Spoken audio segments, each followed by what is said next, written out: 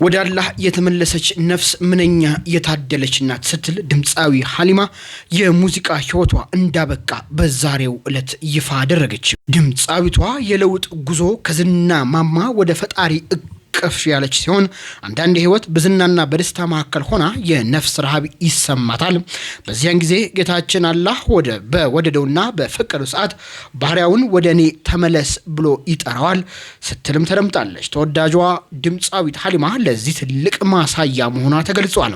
የሰው ልጅ ማረኝ ብሎ ሲመጣ የአላህ በሮች ሁሌም ክፍት ናቸው ስትል ገልጻለች።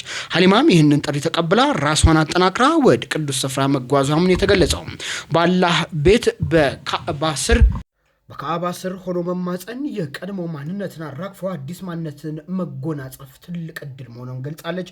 ጌታ ሆይ አጥፍቻለሁና አንተ ግን መሐሪ ነኝ ስትልም ተናግራለች። በፍጹም ልቧ ወደ አምላኳ መመለሷንም ይፋ አድርጋለች። በጉዳዩ ያሉትን ሀሳብ አስቀምጡልኝ። ፎሎ ማድረግ አይረሳ።